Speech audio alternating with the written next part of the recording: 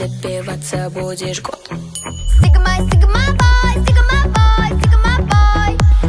The Federalist Papers were written in response to, for lack of better words, dis-essay about the not yet ratified Constitution. At the time, the 13 colonies were living under the Articles of Confederation, which had a short and frankly crappy lifespan of about 8 years. Once people decided the AOC had to go and needed to be replaced, the Constitution was written and published.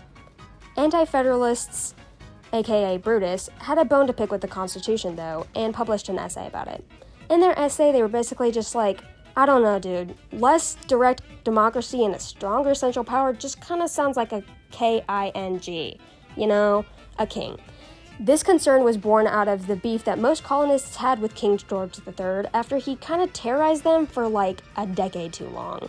Just reading the Declaration of Independence's draft shows how pissed off Jefferson was at this guy, along with the entire nation, considering the Revolutionary War.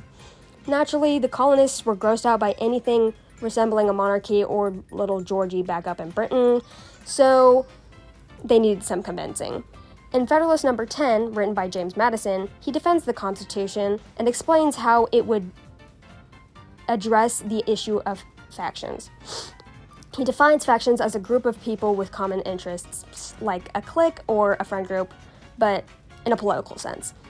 These were no good, though, as a faction made out of the majority might use their political power to dunk on the minority, basically creating tyranny and threatening liberty, which was a no-go. Madison explains that factions are unfortunately bound to exist, as holding diverse opinions is human nature, and people will inevitably gravitate towards people like them.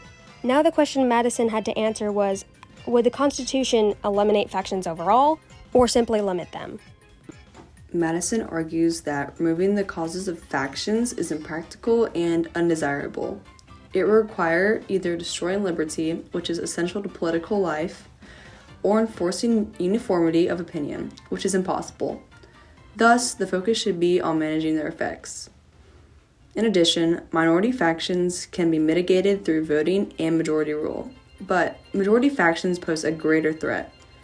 If a majority group pursues its interests at the expense of others, it can lead to oppression. Protecting against majority factions is a primary concern. Now, how exactly would Madison propose a remedy to the case of factions? Madison defends a large republic because it would dilute the influence of pesky factions and make it so one faction's controversial ideas won't be nearly as pervasive.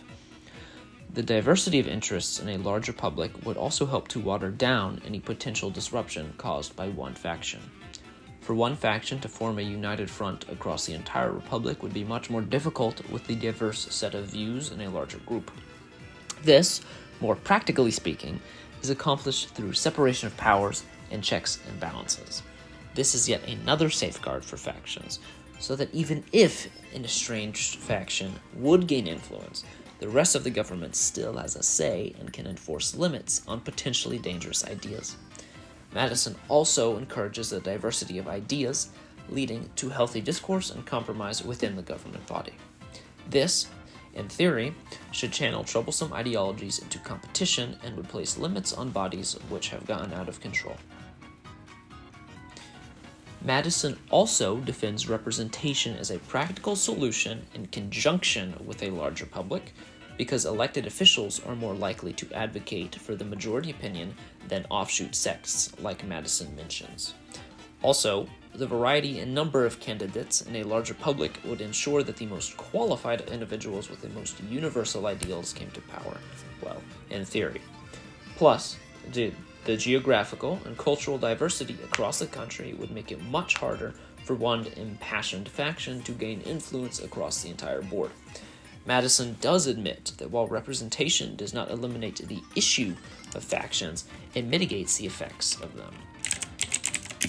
This essentially functions like flooding the pool of factions with more and more factions until the best comes out on top and the worst don't make it past election. In summary, Madison warns of the dangers of factions where they might control the liberty and direction of the country. He says that the cause of factions cannot be targeted because it would attack liberty and enforce uniformity of thought. So we must instead target the effects of them. Madison defends a larger public and representation to mitigate and dilute the effects of factions by use of separation of powers and checks and balances within the government to limit harmful ideas and to shut down dangerous factions before one can impose on liberty or freedom. And this has been Brainrot History, Federalist number 10. Добиваться будешь год. Sigma, sigma.